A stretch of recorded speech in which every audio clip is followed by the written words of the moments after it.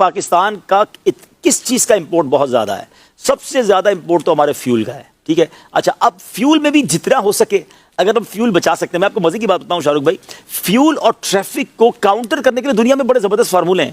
میں ایک بار یورپ کے ایک ملک میں تھا، اف ایم ناٹ رانگ، ایک ملک میں انہوں نے روڈ پر ایک ٹریک الگ سے دیا ہوا تھا، باقی سارا روڈ فل ہے، وہ ٹریک خالی رہتا تھا۔